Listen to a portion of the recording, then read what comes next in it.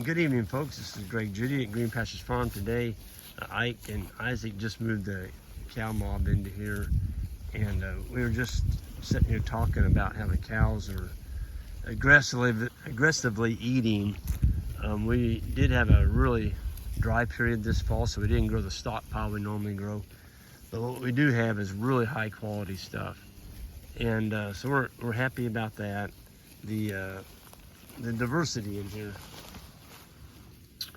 You've got all kinds of clover. There's orchard grass, there's fescue, there's brome. There's some brome right there. There's white clover, red clover.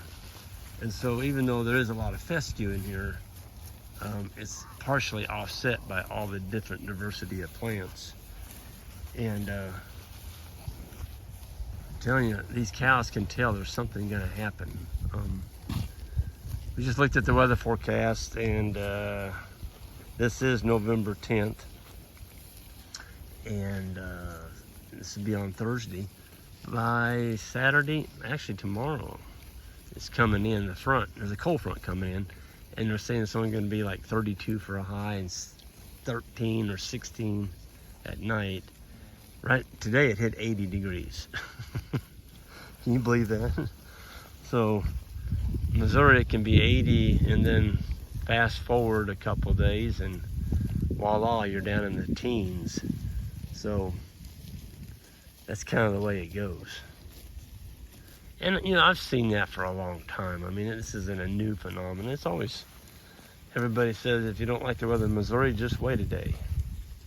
And so it doesn't have anything to do with anything new. It's just Missouri's always been unpredictable weather. You can be cold and you can be hot. You can be cold and you can be hot. But man, I sure like the looks of that cow. Wow, that's beautiful. You don't get them any prettier than that one. It's got the nice little pond there in the middle, stacked up about 2 inches, inch and a half, 2 inches. I was on a farm in North Missouri, and guy hired me to come up there, just kind of give him my thoughts on what he was doing with the CRP ground. He got a lease on about, I think it was close to 500 acres, and he had cows on it. And these were cows that had their calves, and the CRP was mainly, it was a lot of warm season grass, a ton of ragweed, and briars and brambles, and it just come out of CRP. Been in it for 10 years. And for those of y'all don't know, CRP is Conservation Reserve Program. It's a government program where the government pays farmers to take land out of production, and they pay them. You can't do anything with it. In drought years, sometimes they'll allow you to take hay off. But anyway, it was junk forage, and I don't know, he had some concerns about his cows, and rightfully so. It's a good thing he had me come out, because he was headed for a wreck. I think we may have saved him. I'm not sure. It's just all going to depend on how the cattle respond. But those cattle, especially the younger ones that had calved, these are fall calving cows, they'd gotten pulled down pretty hard by the calf sucking on them. And they just weren't getting enough energy out of the grass, and probably very little protein as well. It wasn't even green hardly left in it. It was Indian grass, big blue stem, switchgrass, and weeds. And those poor cows were doing everything they could to stay alive on it. And the manure paths were stacked up anywhere from 3 to 4 inches tall. And as soon as I saw the manure and I looked at the condition of the cow, I said, God, you got to do something different, quick. You don't have much time. You've already lost a couple body condition scores on these cattle. They've lost that much weight, and well, there's a lot out here to eat. And I'm like, yeah, but it's junk. It was all junk. It's like feeding them something worse than straw. And so he immediately got some protein tubs and some blackjack strap molasses and put out there, and about a ½ pound consumption per day per cow. And then he gave them one big round bale. And he noticed before he did that, though, before I even got there, he said, Greg, every day I go out there, the cows are screaming at me, just bawling and screaming. He said, even when I move them into a new paddock, and he was giving them big paddocks, They just scream and bawl. I'm like, well, those cows are telling you something. They're not happy. And you need to be listening to them. So we got cow pats stacking up, folks. You better do something. They're not getting it. They're not getting what they need. Look at your cow manure. It'll tell you a lot. Look at these cattle and tell they're getting what they need. I mean, look at that.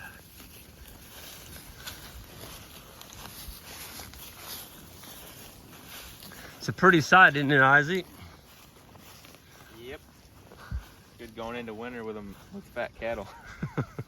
I was just telling them about the fellow in North Missouri that was on the CRP ground and was trying to, you know, save some money by putting them on there, not having to feed as much hay, and how he lost condition on them. And I think that's something that folks need to be aware of. Yeah. And you can tell that by looking at right here. Yeah. This manure pile. Here's another good one, folks. Look at that one. A nice little pond in the middle. Yeah. That cow's fat and she's performing. Just watched her walk by. I can't remember which one it was. I think it was that one. That one looks like it's pregnant. Yeah. You were saying his manure paths up there were stacking on top of each other. They were huge. Piling up. Yeah, they were like 4 to 5 inches tall. Oh, there we get some nitrogen. Oh man, look at that. Yeah, boy, she's peeing. Man, she must have let out One of about the only YouTube channels where you get excited. zooming in on cow pee. Well, she just made us some money right there. Put in a deposit. Yeah.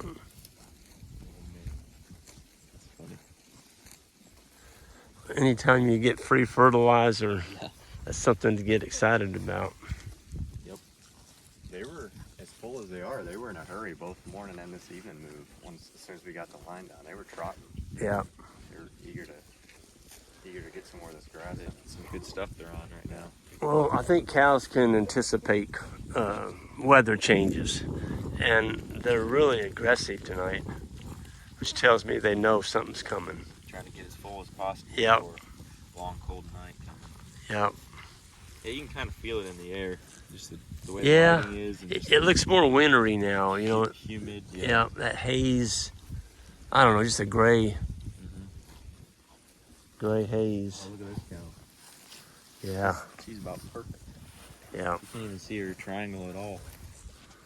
Man, she's Nice. beautiful. Small teats. Yeah. Fat on her tail head. Not shiny, but it's because she got her winter haircut started. Still has the calf on her. I know people kind of freak out when they say, you know, well, what do you mean you don't wean the calves in the fall? And we've been doing this now since 2002. So that's 20, well, it'll be 20 years. And the cows that can do it are the ones that we've kept. And some of the cows early on, the first couple of years, we had to call quite a few. They just got really thin and they couldn't support a calf through the winter. But you want a cow that gives just enough milk, you know, to keep the calf going. And heavy milkers will get thin. Yeah, you don't want her too fat in the winter either. You want her to come out of winter just maybe like about 3 or 4 bedding conditions. Yeah, probably maybe a 4. A little more, maybe 5. Yeah, 4 to 5. Right now they're 6 or 7. Yeah, some of them. some of these are. Yeah. You want to take a little bit off of them, or else they'll have trouble calving. Right. Because when that spring grass hits, they're gonna just balloon up. We were talking to somebody. Oh, it was that guy that came about those baler mowers the other day. Oh yeah. Yep. And the previous management, he bought a farm that had these big black Angus cows on there. I'm not picking on black Angus. There's nothing wrong with black Angus, but these are big cows, 14 to 1,500 pound cows. And the previous owner, he bought the herd and everything. And he said, well, you know, what was he saying about them heifers? You gotta feed them. Yeah, he was graining them. Yeah. Had to put the grain to them in order to get them. And he was not only graining them, he was graining them for like 6 months. Yeah. Before he bred them or something. Now, folks, if you take a 7-8 month old wean heifer calf and you start graining her, and you got to grain her for 6 months to get her big enough to where she, you know, something you want to put in your herd and breed, you got the wrong genetics. I'm sorry. So this cow right here, 084. Yep. Grazing. She got a calf She on was her. born 2020. Calved this year as a 2-year-old, and you can't tell that she's drawn down at all. I mean, she's got good condition on her. Got a good calf. She's tough. She's making it work, and that's Yep. what we're looking for. Same way 041, same situation here. Yep. And there's a few that don't do as well. Yep. I saw one earlier just a second ago. Well, They kind of wean themselves out of that's the herd. right. You put pressure on them, and then you decide which ones to keep. This little cow here, that's Tanner and Lexi's. She's doing good. Yep. Yeah, she's doing real good. We're really happy for you all, Tanner and Lexi, that you're gonna get to have your cow herd back and your farm back. That's awesome, and we're just glad we were in a position we could help you all during your difficult time in your family. And now that that's behind you, it's awesome. You're gonna have your cows back. You've got a bull calf in here. I'm gonna buy from you if you want to sell it. It looks good. Golly, he's a brute, Tanner, I'm telling you. But anyway, we're gonna get going here. The boys got them moved, and we're ready to go have some dinner tonight. And everyone have a good one. And on the way out, just gonna give a plug. We did get. I got permission from the sheep folks down in South Missouri. We're gonna be selling about 50 St. Croix ewes, and these are gonna be ewe lambs all the way up to 6-year-old ewes. Those will be posted on our website. There's gonna be more information coming out about those, and there will be some rams as well. Anyway, everybody have a good one, and we'll see y'all down the road.